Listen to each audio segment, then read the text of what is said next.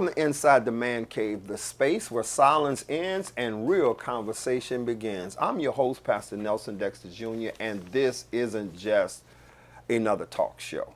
This is a deep dive into the emotions and also the thoughts, struggles, and triumphs that men experience every single day, but they rarely talk about.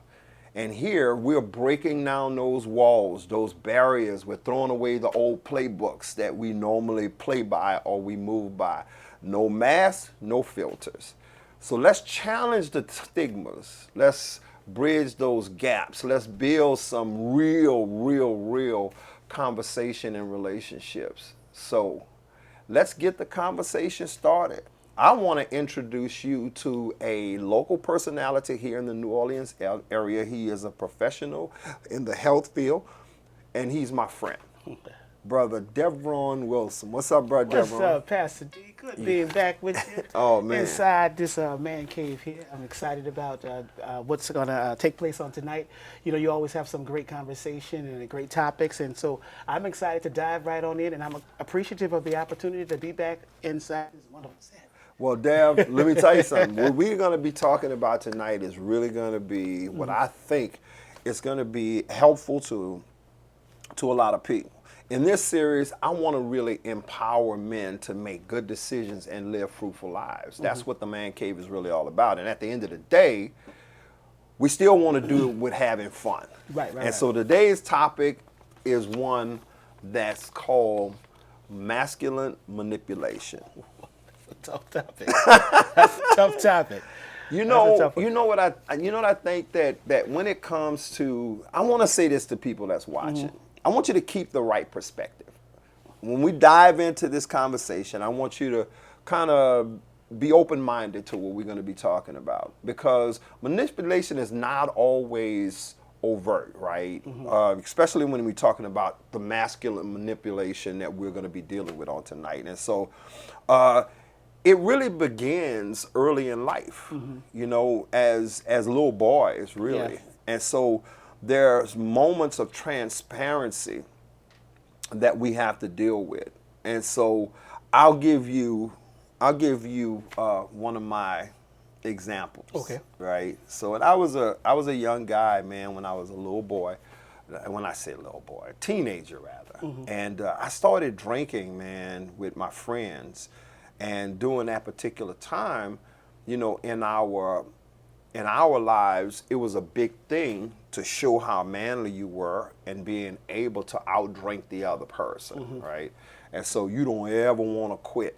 You never want to stop, right? Right. And so we started out really small with some Boone's Farm and some grapefruit juice, some shake 'em up.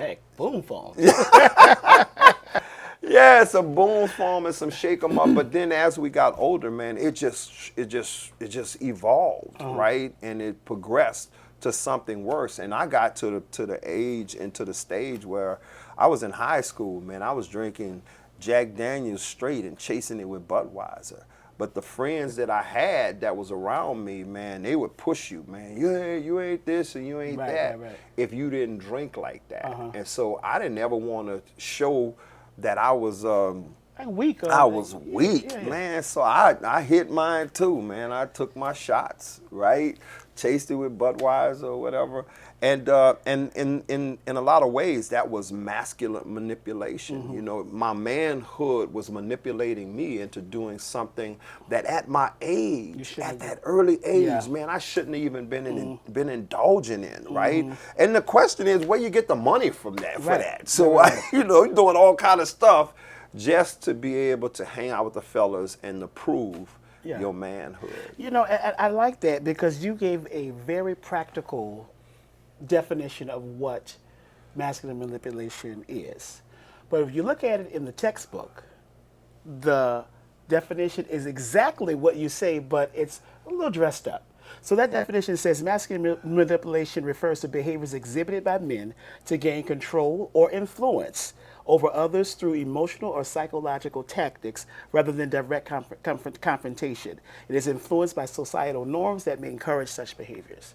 Wow. So it's basically what you're saying, that you were influenced by your peers to not have this sense of weakness, but wanting to fit in, but also be a part. And here's the problem. Here's a problem. You know, we're talking about all of the many manipulations because that was one area, right? Yeah, yeah. And so as human, we have this way of succumbing Yeah. to things that can influence us. And I really think that how we going to discuss this particular topic and focus on Inside the Man Cave, I want to talk about it in a way that's actually going to help us to kind of remove barriers Yeah. that people have with just talking, you know, plainly and transparently about stuff like this. And so, man, as a pastor, you know, I don't want this to seem like we are trying to be the fun police, right? You know, because sometimes, yeah, because sometimes as a pastor, man, people be, you know, they looking for you to kind of like tell them you can't do this, you can't do that, you're not supposed to do this, you're not supposed to do that. And this is definitely not the reason why we're dealing with this particular topic. Absolutely. You know, I know that masculine manipulation can be counterproductive to relationships that you have that you want to be really, really positive. It could also cause you to miss out on things in life that will elevate you to the next level. Absolutely. And so we got to discuss that. And so I want to take this time right now, Dev, because I know that you are a health professional, and some of your expertise can help in this area, just like you gave that definition just now about masculine manipulation, right? I think people need to hear from a clinical perspective, you know, about how they see themselves clinically, or how others may see them clinically when it comes to the subject or the topic of masculine manipulation. Now, let me just be clear. I'm not a licensed clinician. However, I've been in the business about 5 years, and so I've seen a whole lot, and I know enough to have some conversation on it. And you know, but from a I guess clinical perspective, when you think about masculine manipulation, it channels on the line of, and I hate to say it this way, but it can kind of come across as like some trauma issues that you deal with from childhood, pretty much like yourself.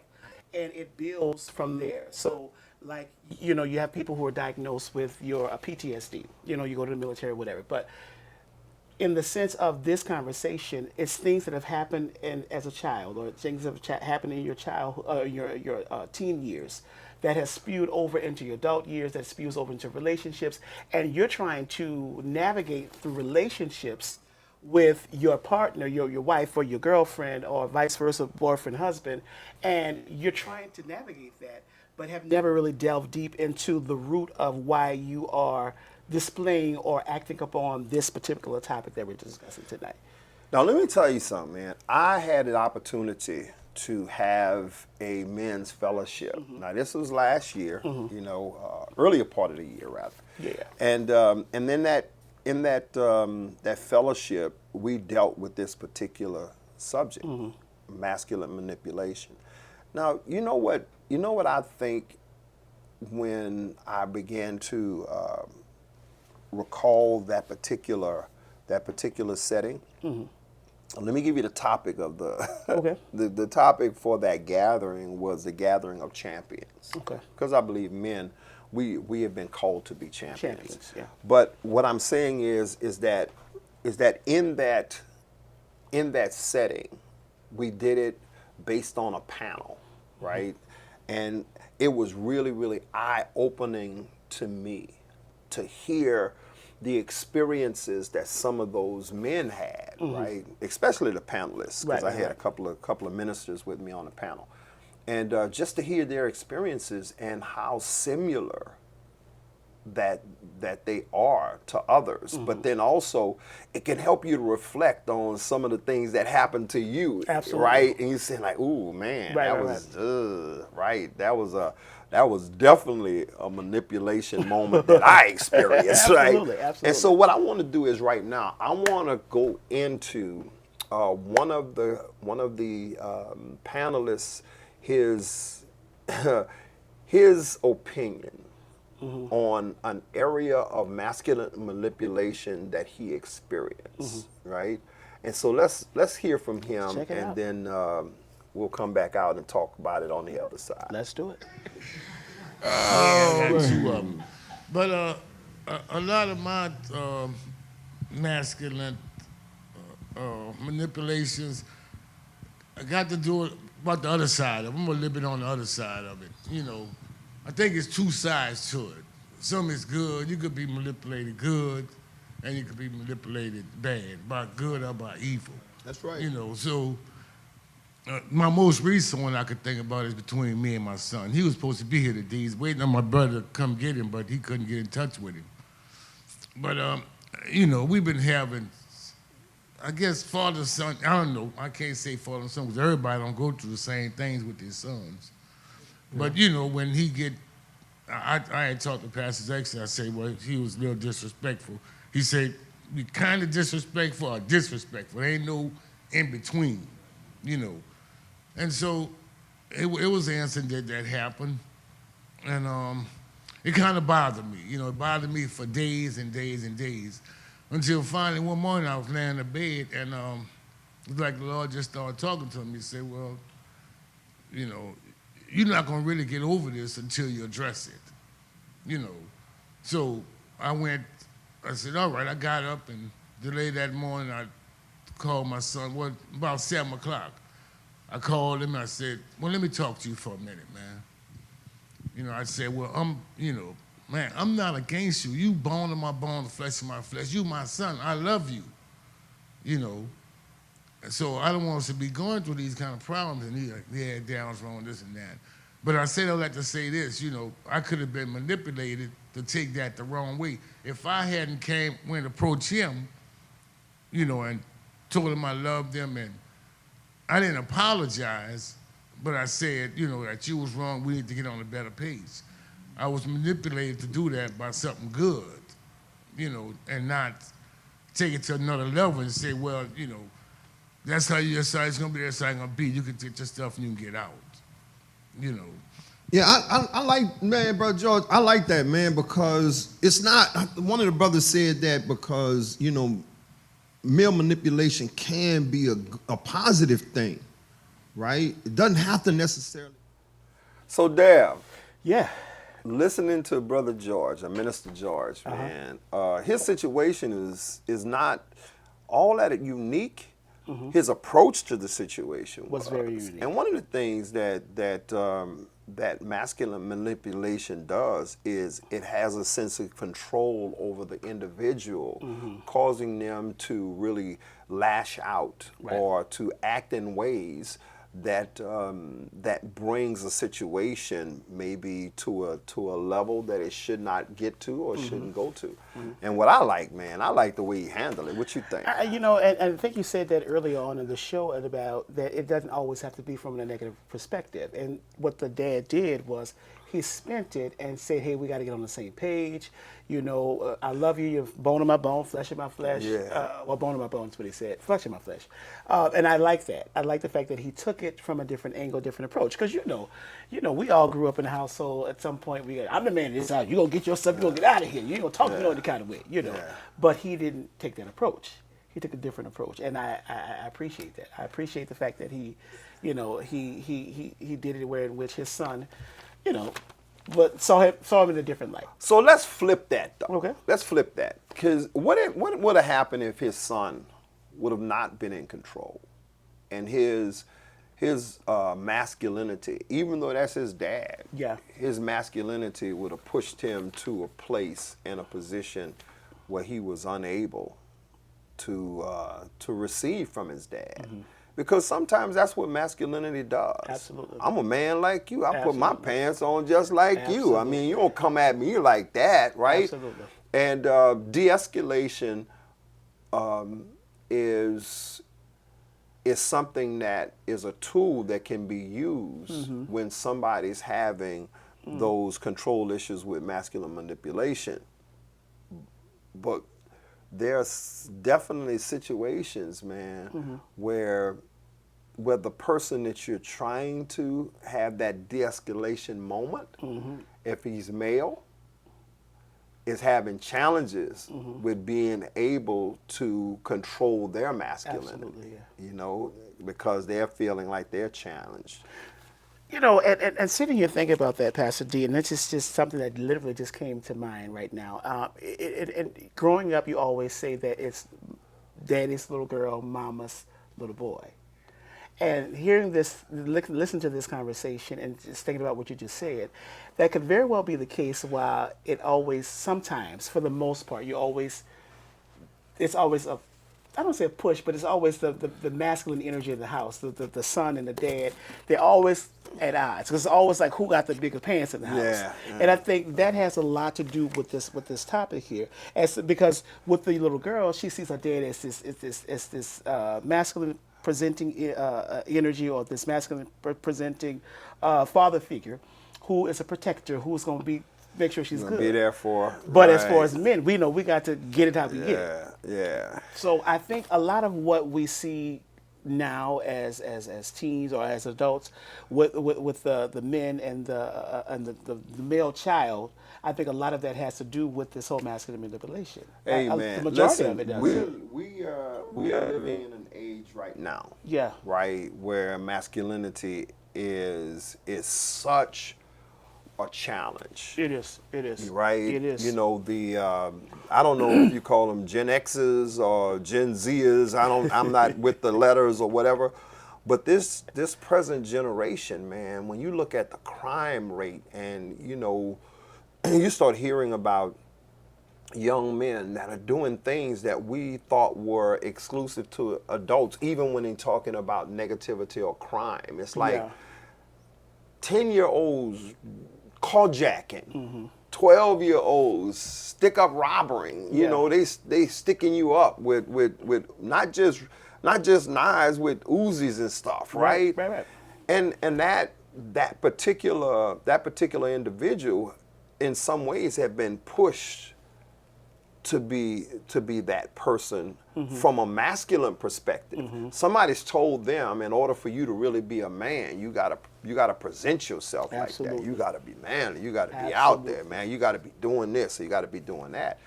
And if there's no one like a George in the household, right, to kind of give that positive guidance, say, hey, man, listen, men come to their senses. Men have this ability. Real men have this ability to kind of check themselves, realize I'm wrong, and take accountability for the wrong that I've actually done. Without them having that as a guide, then we get what we get in society.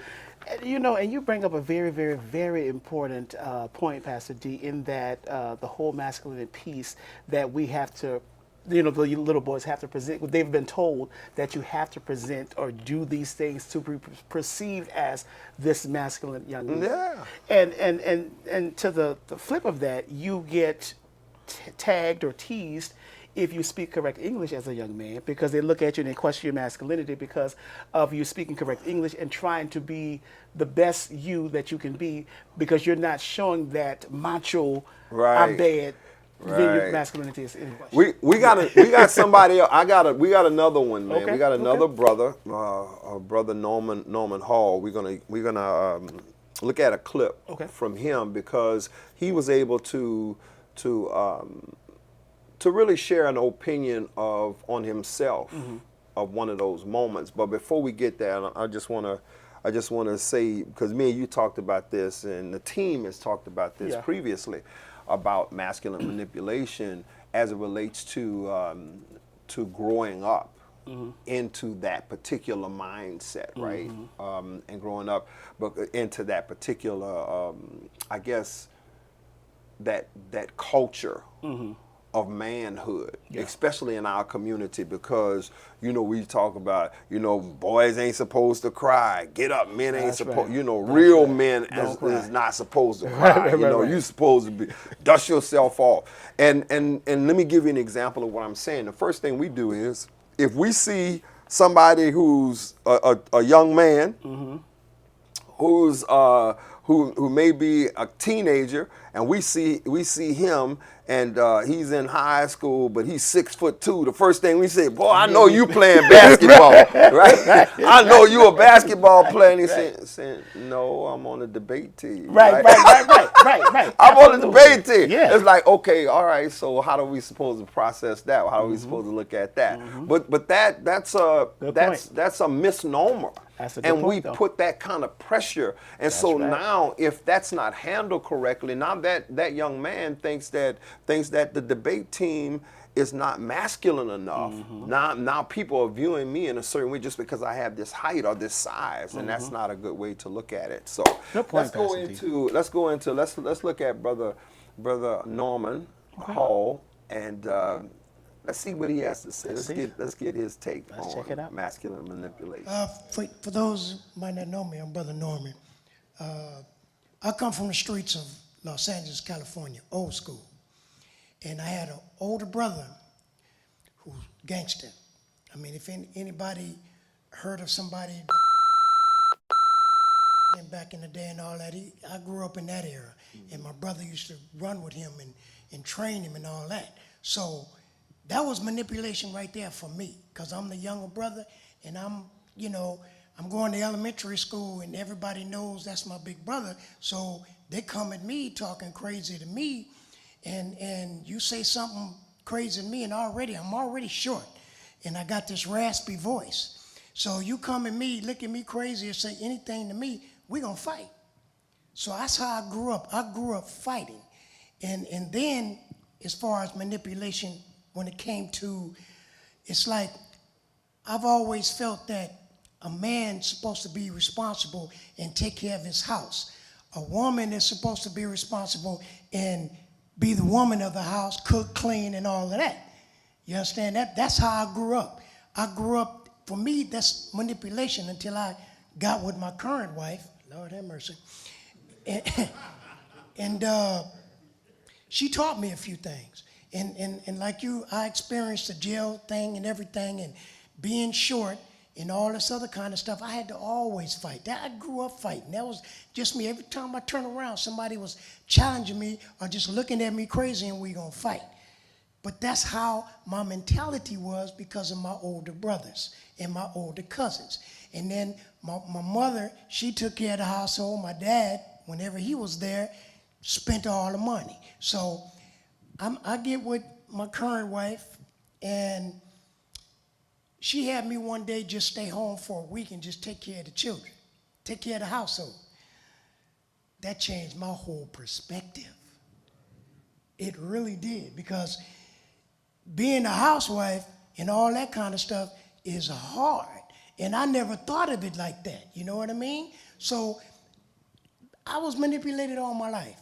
And because of the grace of God, I've learned a different aspect of how to live life. And So, Dav, from what we heard from Brother Norman, man, it really, really takes God to kind of help us to come to grips and to get some sense of control over our masculinity, you know, because issues that we deal with, trying to deal with those on our own and how we've been cultivated to see them, taught, how we've been taught to see those things, can give us a sense of bias, right? We can be in a sense of bias, you know, because this is how I'm supposed to act. This is how I'm supposed to do things, his dad, right? how his dad. His dad, gonna take the money. He gonna take the money and go, mom at the, So in that particular situation, his dad could have been operating from a sense of manipulation. Man, let me just tell you that. So I'm coming up, right? Transparent moment. I'm coming up. And here's what I hear. Now, my dad's not telling me this verbatim. He's not saying, son, you need to do this. But I'm on the back listening to him and his friends. And they're talking, right? And one of the conversations they had is that you don't never let a woman know how much money you make, right? You always have some hidden cash in the wallet. Well, they carry wallet. I don't carry wallet, but they always have some hidden cash in the. You'll never let your woman know how much money you make, right? And so when I'm thinking about Brother Hall's dad, man, taking the money, it's like, it's like from a man's perspective, my masculinity is telling me that the person that I love can't know aspects of my life. So I gotta control this. I gotta keep this under wrap. No, you ain't knowing about how much money I make. Yeah. You gonna get what I give you. You understand? And sometimes when we're living life like that, the whole control aspect, or the the masculinity that's controlling us, leads us to have some areas of our lives that's really suffering. So his family had to be suffering if he gonna take the money out of the house that's taken to live, right? Absolutely, yeah. And what I love about what Brother Hall said, man, was, listen, man, it was God. Yeah. Nobody but God, yeah. Yeah, it gave me a sense of understanding of Yeah. how I'm supposed to be as a man. Absolutely. Right? Because he didn't have and I don't want to say he didn't have an example, but he only... He did have an example. It wasn't a Right, good right, example. right. He had an example. He now. only knew That's what what I'm he telling saw. you. He only knew So what the he saw. example that I was using with my dad, that was an example. Yeah. It was definitely not a good example. Yeah. And I like the fact that his wife allowed him the opportunity, or wanted him to get a different perspective and allow him to be at the house for a week, and that he was able to appreciate what it is that she brought to the table. So here's my question for you. Let's go. How many men, what we consider to be a man's man, would have took that? They would have took that challenge. They took that challenge from their wives. Say, okay, you stay home for a week. Don't do no work. You stay here. You clean the house. You cook the food. You do. How many of them would have did that? I don't know how many would. I don't think a lot of them wouldn't do it. Because again, your masculinity will then be in question. Yeah. Because you let your brothers know, or you let your partners know. Yeah, my wife got me staying home. I'm just staying home. Yeah, she got you henpecked. She got you henpecked. Yeah, That's you gonna listen to that? That's her job. That's what she's supposed to be You the doing. king Yeah, of your castle. yeah. What you doing, man? Yeah, that's what she's supposed to be doing. What you need to know about all that anyway? Right. And that's I think that in some people's experiences, man, we can learn a lot if we just sit and listen. Yeah. Listen That's a key without component. drawing a conclusion That's right. from the surface, because for him to he had to control his manhood, and he had to channel his what I consider to be his manly instincts. That's right. Right? He had to channel those in a way that gave him the ability to be open-minded to say, okay, let me try this. Let me see what's going on. And I applaud him for even getting up and saying it, because most men wouldn't even say that. Like, you wasn't working, or what you What's your problem? That's the first thing they would What say. you doing? So I applaud him for even just sharing that with the men's group. But most importantly, it shows, it opened up the eyes to whoever's going to view this, the brothers out there who's viewing this, that it did not take away from his masculinity or his Not at all. or who he is as a person. Matter of fact, I know a lot of men. I know a lot of men that do things that traditionally is supposed to be a woman's responsibility, right? And it doesn't take away from your masculinity if you wash some dishes. Man, it doesn't take away from your masculinity if you pop some clothes in the washer and the dryer, right? It has nothing to do with any of that stuff. And I think that what we've been saying a lot through this particular show, Right. is that some of the misnomers that we have about masculinity has been cultivated over time. That's right. That we either get from other men That's right. or society, right? And some of those barriers and those walls have got to be torn down. It's funny, Pastor D, because you bring up a very valid, funny point about the whole washing the dishes and washing clothes. So what about the fellas who live alone? Do you not wash dishes? Man, you gonna call somebody in to do your laundry? Right. So I guess because you have a female friend, or you're married, or I almost say shacking, but you got you. Right, cool. Yeah. But the reality of it is that doesn't stop once you are Right. married. Doesn't stop once you Right. have a female friend. Doesn't stop. Yeah. I have friends, man, that can cook, that are amazing cooks. Yeah, yeah. Then I have my best friend, man. He don't do no cooking. He doesn't do cooking. That doesn't mean that he's, he just never, that was never a part of his life. Did desire to right? do it, Yeah. or just didn't have to, or just That was something that he didn't need to do. Okay, got right? He had the way his life, his family was structured. Those things were always provided for him. Got it. In my house, man, they had some times where you had to go, you get in where you fit in, Yeah. right? Yeah. So you better learn how to fry that egg, cause Yeah. ain't nobody else there to do it, That's right? right, that's But if right. you have somebody in your circle that can actually do it, then that may not be something that you have to do, right? And so, if you're a man that when you was coming up, you had to fix your own food or you Right. had to do your own laundry, then you're more likely to know how to do it. Right. But let's talk about this. How do we champion our masculinity, right? And that's a very important aspect, right? One of the things that's really critical for us as men is to understand the role that we have and being able to take that masculinity that we have and being able to channel it and champion that masculinity the right way, right? And so our masculinity, based on the design of the Creator, is for men to be protectors. Absolutely. Right? Is for us to be providers and us to be prepared in life to have that role, right? And so there is a place for your masculinity, and you should champion it. You should be that person who's able to summons that masculinity when you have to. That's right. And when you need to, but you don't allow it to control areas of your life that bring detriment and harm. You shouldn't do that. And especially even if you are a father, you have children, because if you do that, then it becomes generational then, because your kids see what you do as it relates to championing that masculine energy in the wrong way, at the wrong time. Right. Wrong time.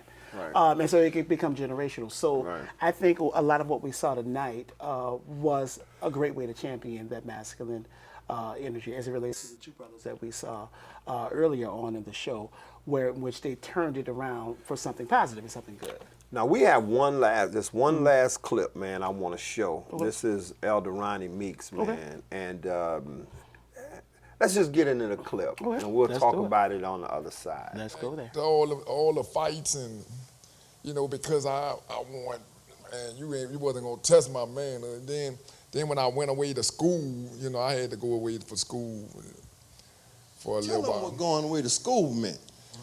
I went to jail, man. I went to jail. So I went- let me just say this, man. He told me one time. The elder say, "Hey, man, I went to school." I say, "Man, that's good. That's good, man. You got your I went- education." yeah. He said, "No, Pastor, I went to jail, man." So now I know if somebody, I gotta be questioning. Somebody say I went to school. It's like, okay, what school you went to? You university or you was down there at the parish?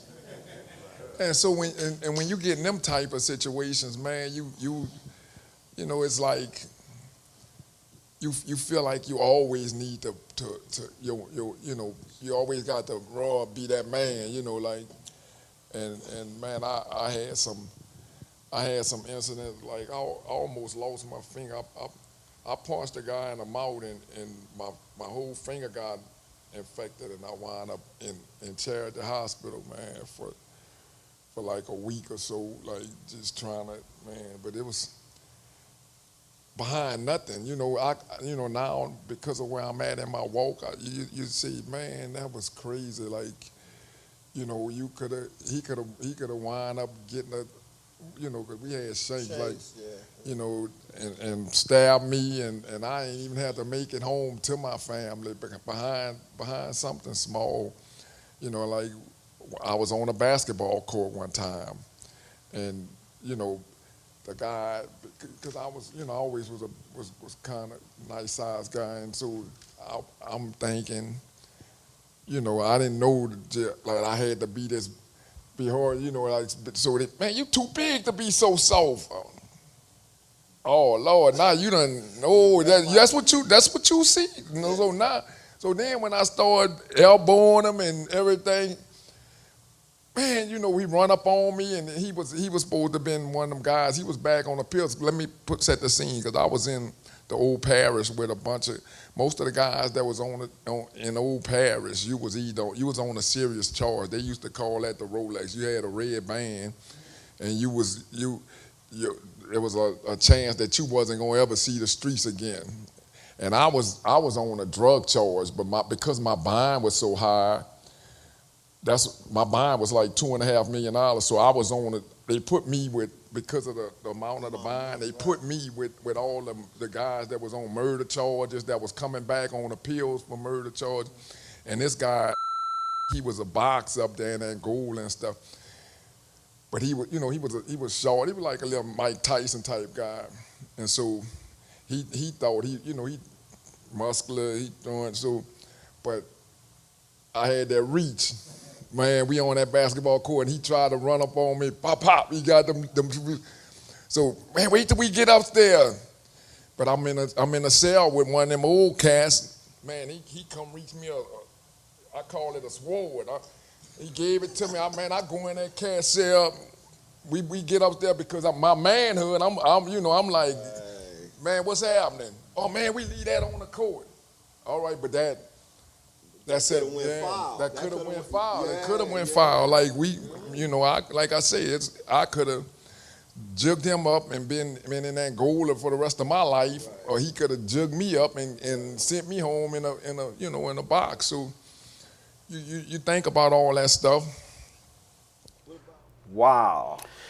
That was interesting. Deb, let me That tell was you interesting. something, man. Interesting. You know what Elder Meeks actually did for us? He pulled back the curtains for us and showed us that there was a reality to this masculine manipulation that is dangerous. That's right. That's right. Right? You could actually put yourself, or someone else can put themselves in a position that can be life-threatening, right? And I love what he said about it could have went foul. Yeah. Right? This dude I could have stabbed him up, I could have went To Angola. or this man could have died. That's the scenario. Or he could have did something to me And send me home in a box. Send me home in a box, Right. right? And being in that situation, that guy wouldn't have come through. Absolutely. They'd have gave him more time or life or whatever. And so, I don't think that when it comes to this male or masculine manipulation, we see the dangers that we can be exposed to, right? Because we've been in it for so long, or you've been cultivating it, and that's just how, man. That's how I rock, man. How I rock. And you don't want to ever be challenged in front of other guys, because at that point you feel like you have to do something or say something, because you feel like, baby, I don't say nothing, they're gonna think they can play with me. I gotta stand up for myself. Especially in the place that he was Absolutely. in. You do not want to appear to be weak in that place. But it's not even just being in that particular environment. It could be you can end up finding yourself in a domestic situation. Absolutely. Right? So many people have lost their lives. Men have gone to jail because they could not control their masculinity, right? They thought that woman, she don't know, I don't play that. But Dave, at the end of the day, we kind of just scratched the surface. Yeah. So, man, we got to deal. We're going to definitely have a part 2. Listen, I felt like we talked about a whole lot today. Boy, we talked about a lot, but there's a lot more that we need to actually talk about. Good conversation. And so, for those of you that actually was able to watch this particular episode of masculine manipulation. We got a masculine manipulation part 2 for you. We're going to be coming back to you again with some other aspects of masculine manipulation, and one of them is delusion. Right? We're going to talk about that. That's a real thing, though. Yeah, man. You know, you can become delusional about your masculinity, right? And it could control you to do things that you shouldn't be doing. But here's what we need you to do. We need you to keep up with us. If you cannot keep up with us in one area, we got several areas that you can do so. So we're on YouTube, probably where you're watching right now. That's Inside the Man Cave 25. But you can catch us on Facebook, Inside the Man Cave, or Instagram, Inside the Man Cave Series. Either one of those platforms will give you the opportunity to be with us. Now, we're planning some really, really good stuff. We talked about tonight even having a live audience or a live virtual audience. So that's going to be good, where you can actually ask questions. We can answer those questions for you, kind of engage us. We're going to have some fun with Inside the Man Cave. So I believe that masculine manipulation is a serious topic, something that we wanted to deal with. But we're going to have some lighthearted discussions, but we got to finish dealing with this masculine manipulation, especially in the age and in the world that we're living in today. We have some people in power that are masculine idiots. Right? Absolutely.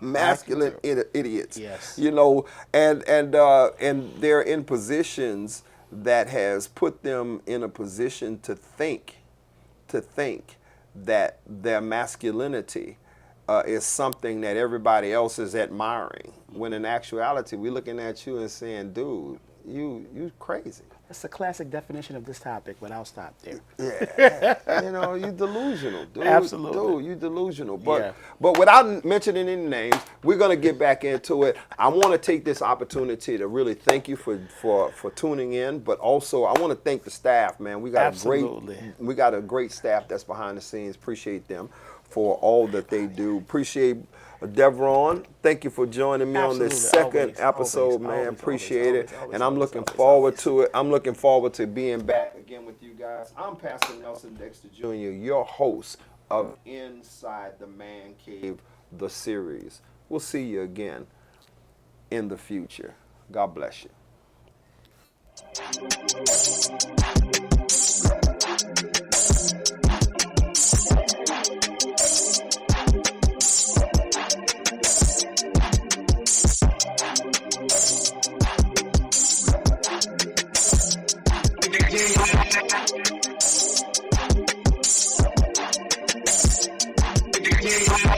Yeah.